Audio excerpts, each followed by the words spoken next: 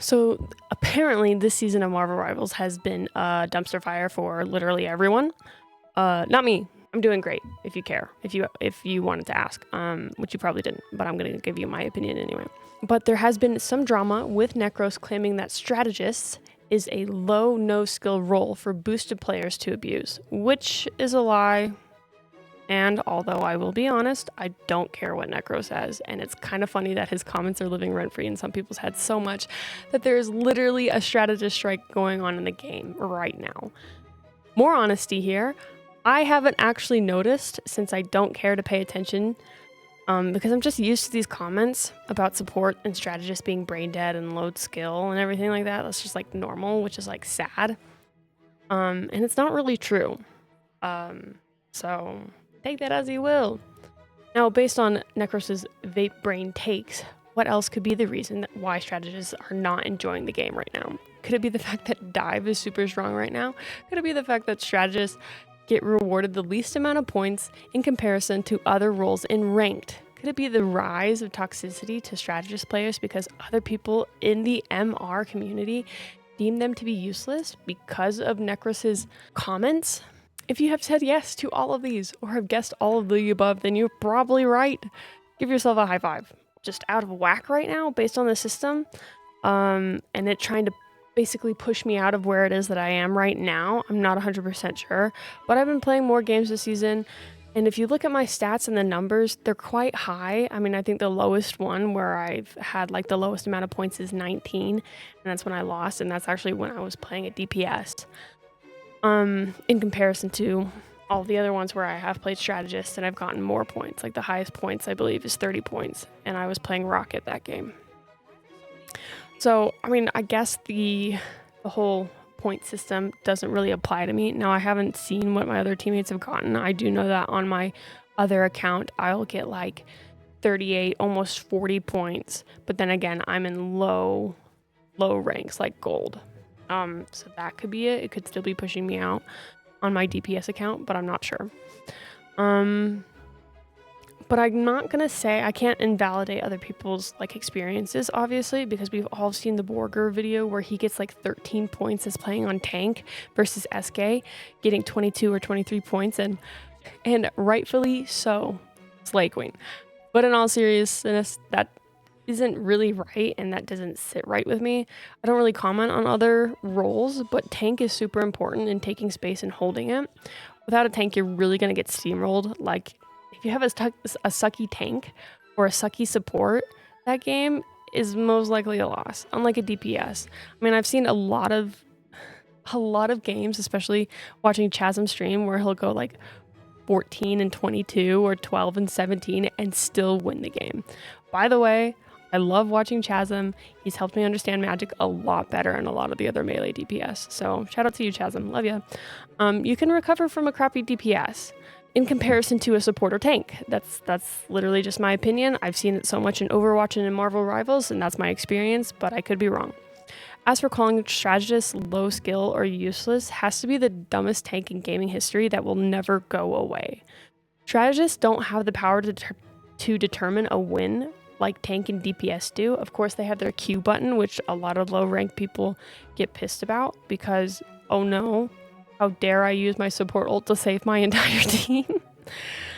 I mean, I can already hear their voices whining in my head. That, or it's just the voices in my head that live there rent-free all the time, 24/7. I'm not really sure. But if you want to pick apart the really small roster of strategists in Marvel Rivals and compare them to the DPS lineup, which is already unfair in a comparison of itself, we can do that.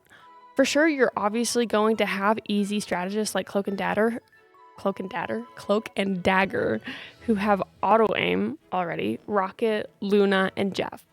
I mean, nobody wants to ride a bike without the training wheels first. I'm not gonna lie. I mean, have you ever really ridden a bike without the training wheels first?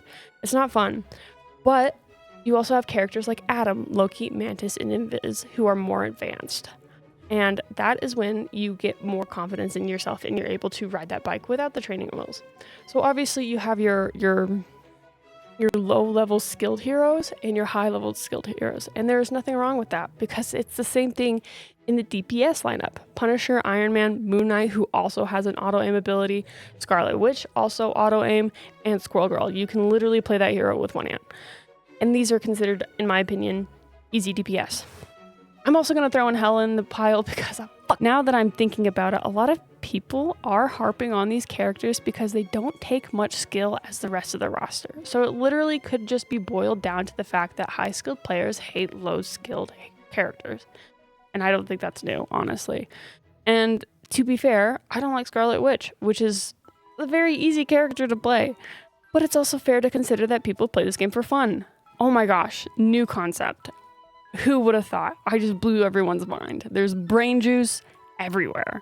But in all seriousness, every role has easy heroes and every character plays its part. You can't win a game without a good team comp. Toxicity is the next thing that I want to talk about, and quite frankly, I haven't experienced it because literally mostly all of my games is just people sitting there in silence and playing the game. So I can't really talk too much on the toxicity of strategists, even though I am a strategist player. I haven't really seen it or experienced it in my games. That's not to say it hasn't been happening. I have read a lot of YouTube comments in a lot of these videos where people have been toxic towards strategists more often. It just hasn't happened to me. I will, however, say I did get into an argument with someone on whether dive was meta or not, which leads right into my next point. Dive is tricky to talk about for me because half that game that I have played, the other team will play dive, and the only time that I've really been wrecked by dive is when they have a good Spider-Man and Venom. That's literally it. Yeah, they'll have Captain America. A lot of the dive comps will have Captain America and he will run it down, but he's just annoying to deal with because me and my support will sit there and heal each other and we'll be like, hey, take your time, but there's a Captain America on us, and the team will turn around and help us. So I think it really just depends on who you have running in your comp. Like Emma is pretty strong for anti-dive and the Thing is pretty strong for anti-dive, as well as Namor. I usually run Rocket this time because he has quick getaway abilities and he's pretty hard to hit. He has a pretty tiny hitbox, so I'll run him a lot as a strategist. Also Luna or Mantis because they both have sleeps or freezes that you can hit supports with. Now, or strategist, sorry, that you can hit people like Spider-Man with. And those aren't always as easy as you would think. Spider-Man is a really tricky character in comparison to a lot of the other dive. Like most of them do stand still for a moment that you can hit them, but Spider-Man's in and out, and he's just, I really hate the character, I'm sorry. Which is why I try and ban him in every single game. I don't really care if they have Spider-Man player or not. So I do that. I do think, however, that it is a bit of a struggle for the more casual players. It's a more serious problem, I believe. And I would find it frustrating if I kept getting one-shot comboed by Spidey and Quick Play all the time.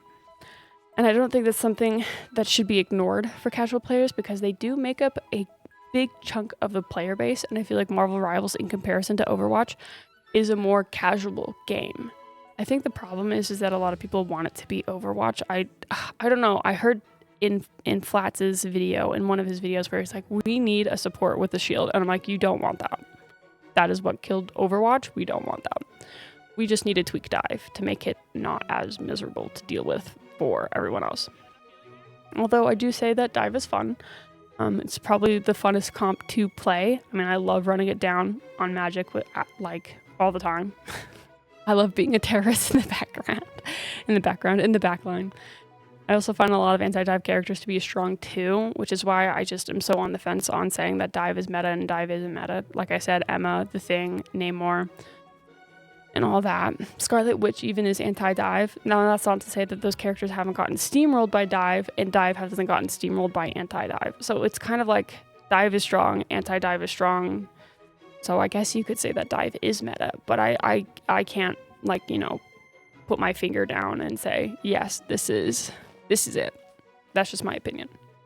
I don't think that take really goes over well with people, but it's my video. So, are you with the wall? I didn't really have any plans or thoughts on making this video until everyone started throwing in their 2 cents. I figured I would do the same for the fun of it. I don't know if any of my thoughts are new or the same as other people's, but you're more than welcome to share your thoughts and feelings down in the comments in a respectful manner, please. We're not heathens here. And if you made it this far, hit that like button and subscribe as well. Just gently tap the subscribe button or smash it, I don't care. And thanks for watching, and I'll see you in the next video. Or not.